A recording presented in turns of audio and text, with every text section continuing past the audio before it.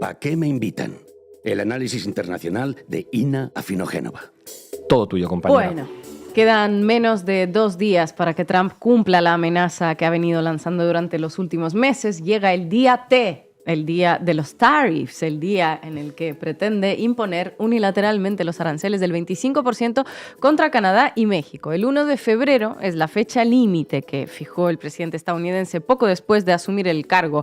Si México y Canadá no toman medidas para cortar los flujos de inmigrantes y la llegada del fentanilo hacia Estados Unidos, se impondrá un impuesto del 25% para todos sus productos que se comercializan en Estados Unidos, en violación del Tratado de Libre Comercio que los 3 países renegociaron hace unos años.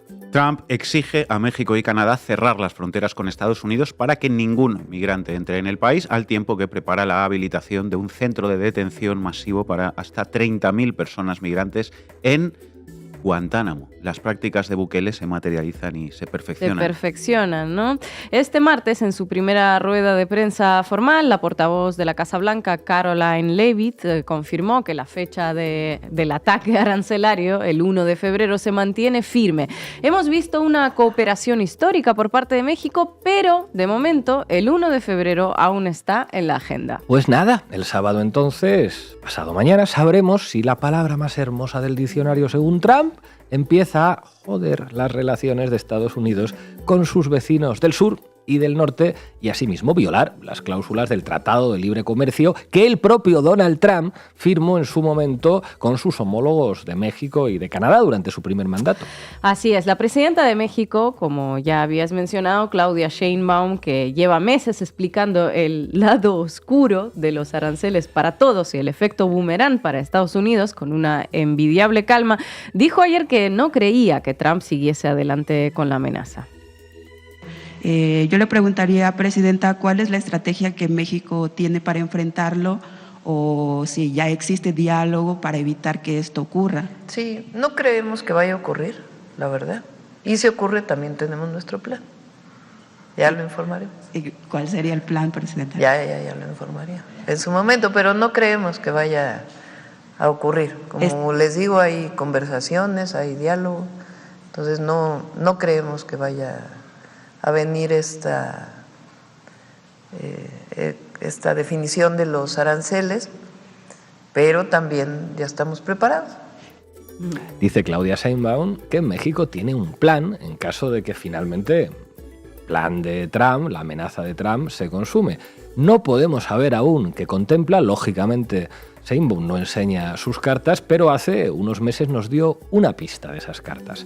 Dijo literalmente: a un arancel vendrá otro arancel, y no es para nada una amenaza vacía. Algunos tienen sus mentes tan colonizadas que se piensan que México no tiene la capacidad de perjudicar económicamente a los Estados Unidos, y vamos, lo que no tiene su administración es la desfachatez que tiene ahora la de Trump de extorsionar, pero capacidad de hacer daño a Estados Unidos, México sí que tiene. México es el principal socio comercial de Estados Unidos, lo fue en 2023 y se consolidó como tal nuevamente en 2024. Efectivamente, estamos hablando de más de 770 mil millones de dólares de intercambio comercial anual, en el que algo más de la mitad corresponde a las exportaciones. ¿Qué es lo que le vende México a Estados Unidos? Bueno, tiene un papel clave en la producción automotriz de Estados Unidos. Es el principal exportador de coches y el principal proveedor de piezas automovilísticas para las fábricas de Estados Unidos. Las empresas como Ford o General Motors son binacionales, así que ese 25% de régimen arancelario contra México afecta directamente a industrias estadounidenses. Y, una vez más, no lo decimos nosotros. La mejor forma de ver la potencia de un eventual golpe es evaluando los índices bursátiles. Cuando se empezó a hablar de los tariffs, las acciones de General Motors bajaron un 9% y las de Ford un 2,6%, por poner solo algún ejemplo. Eso es, y eso es solo la industria automotriz. Luego está la alimentación con aguacates, fruta y verdura. Total, en resumidas cuentas, que parece que los propios Estados Unidos no saben muy bien cómo afrontar esta amenaza del propio Trump contra ellos mismos, por no tener claro en qué les favorecen los aranceles. No parecen tener claro tampoco esto ni siquiera todos los miembros del gabinete de Trump. hay algunas voces que están confiando del propio entorno de Trump en que recule, ¿verdad, Ina? Así es, el empresario Hobart Lutnick, por ejemplo, candidato a secretario de Comercio de Estados Unidos, dijo que todavía Estados Unidos podía recoger cable. Claro, lo dijo descargando todo el peso de la responsabilidad en México, a ver si hacen algo con las fronteras, a ver si las cierran como pide Trump, que nosotros, bueno, tampoco queremos los aranceles que nos van a perjudicar, por favor, algo así ha dicho. Bueno, y a todo ello, si no recula, si digamos que dice ya está, me valió madre, se acabó el Tratado de Libre Comercio que firmamos con México y con Canadá, entonces, ¿qué ocurriría en ese caso? Bueno, en primer lugar, viola flagrantemente las cláusulas del tratado, que esa es otra. Técnicamente se tratará, pues eso, de una ruptura del Tratado de Libre Comercio, que de hecho tenía su revisión prevista para el año 2026, y eso también, lógicamente, abre puertas a que todos los firmantes hagan exactamente lo mismo, que lo violen. Bueno, cuéntanos más sobre el denominado TEMEC. ¿En qué se tradujo este acuerdo para México cuando empezó a formar parte de él? El TEMEC es el acuerdo comercial que Donald Trump, Justin Trudeau y AMLO firmaron en 2018. It's my great honor to announce that we have successfully completed negotiations on a brand new deal to terminate and replace NAFTA and the NAFTA trade agreements with an incredible new U.S.-Mexico-Canada agreement called USMCA. It sort of just works. MCA. USMCA.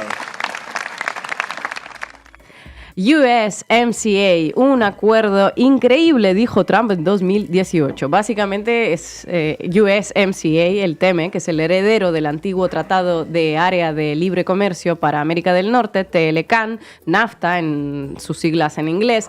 México, Canadá y Estados Unidos conviven en una zona free trade de libre comercio desde la época de los 90. El neoliberal Carlos Salinas de Gortari lo gestó en los años 90, en la era de Bill Clinton en la Casa Blanca. Se esperaba que su entrada en vigor favorecería las inversiones, el empleo y, en definitiva, aumentaría el PIB. Entonces crearon la región de libre comercio más grande del mundo y efectivamente su creación supuso un crecimiento sostenido de inversiones extranjeras en México.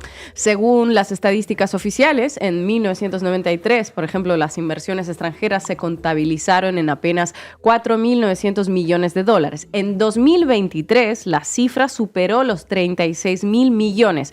Subió el número de fábricas de automóviles, subieron los volúmenes de exportaciones.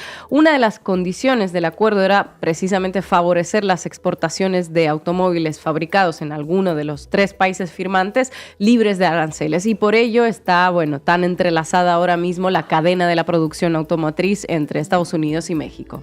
Durante su primer mandato, Trump no dejó de presionar a sus socios para renegociar las condiciones porque creía que el tratado ya no hacía a América grande.